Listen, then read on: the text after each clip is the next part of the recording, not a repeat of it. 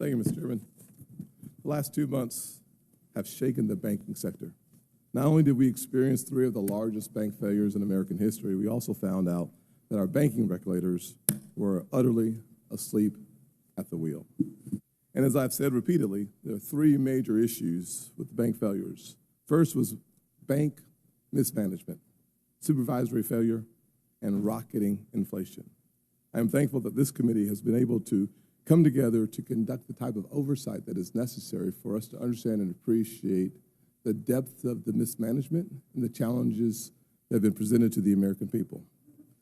And while today's bank focus will be on the management, Thursday we'll have an opportunity to talk about the supervisory failures. My Democratic colleagues will avoid the economic failure that landed us where we are today. When you spend and print trillions of dollars, leading to the highest inflation we've seen in my lifetime, 10 interest rate hikes is what happens. 10 interest rate hikes in about a year sends a signal of what is actually happening in the marketplace that seems to have been completely ignored by the bank execs. On top of that, our colleagues on the left have decided to make Jared Bernstein, the architect of the Biden economy and the Biden failure, the chairman of the CEA. But today, it's high time that we figure out what went wrong from a bank management perspective. It is critically important that we understand how our banking system experienced 2 of the largest failures in the history. That starts with getting answers from y'all. I'd like to start with Mr. Becker. I ran a business for a while, and I'll tell you, honestly, I'm shocked at the complete negligence and disregard for the economic realities that this country was facing. Under your leadership, SVB made significant bets on interest rates falling when everything indicated exactly the opposite. I'm not an economist. I owned insurance agencies.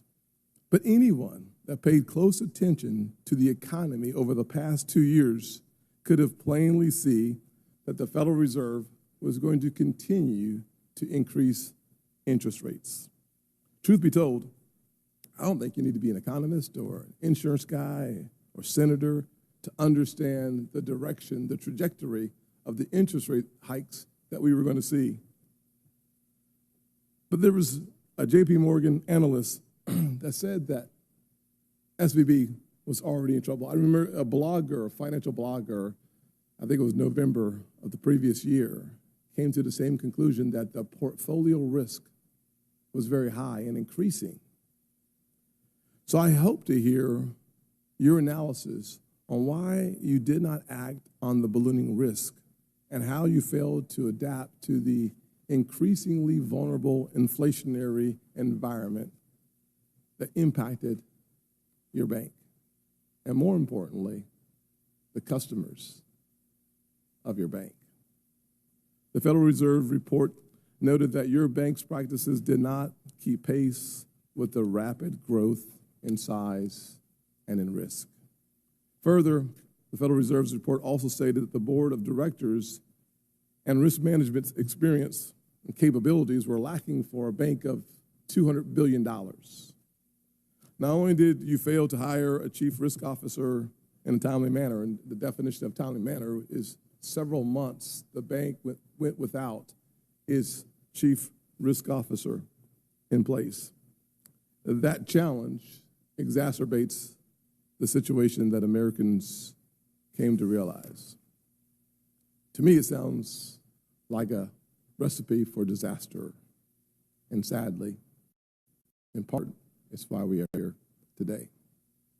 Even more concerning, the Federal Reserve's report stated that with respect to both liquidity and interest rate risk, your management team was more focused on chasing profitability than stability. Sounds like greed. Perhaps this is why your institution had 31 open supervisory findings when it failed, which is about 3 times the average number. That's 31 notices that you received, flashing red lights that something was desperately wrong. But let me say this, SVB was an anomaly. And your lack of judgment, Mr. Becker, shows that you should not have been running the bank. To the American people, our true regional institutions are run by smart, competent individuals, and your money is safe. It's no doubt that the failure of SVB fed the bank run, leading to the liquidity crisis that ended up creating the contagion that also impacted Signature Bank.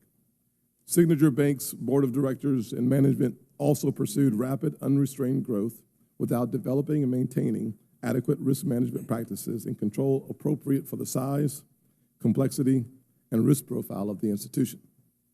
Nor did the management prioritize good corporate governance practices. The FDIC report further states that Signature Bank did not always abide by the FDIC examiner concerns and was not always responsive or timely in addressing FDIC supervisory comments and recommendations. Mr. Shea and Mr. Powell, Mr. Howell, I'll be eager to hear you tell me why you thought it was okay to not respond in a timely manner. The laws are not above you, so I'd like to understand why you thought they were. Like I've said before, as a Charlestonian, if a restaurant decided to just ignore the safety inspectors, I am confident they would be shut down and the management would be replaced.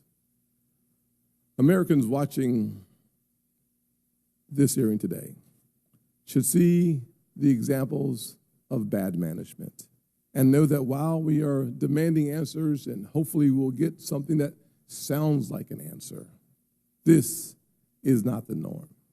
For the vast majority of our financial institutions, they are well run, our banking system is strong, and your money is safe.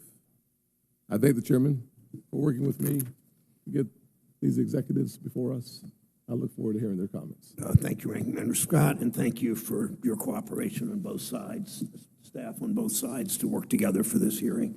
I'll introduce today's witnesses. Greg Becker was the CEO of Silicon Valley Bank, was the president, chief executive officer of the SVB Financial Group, the holding company for the bank since April 2011. He first joined SVB Financial Group 30 years ago. He served in a number of executive senior management roles. Mr. Becker, welcome. Thank you for being here. Scott Shea was co-founder of Signature Bank and served as chair of the board since its inception. Since 1980, Mr. Shea's been involved in the investment banking, commercial banking, and venture capital industries. Mr. Shea, welcome. Eric Hall was announced as president of Signature Bank February 16th of this year, effective March 1st.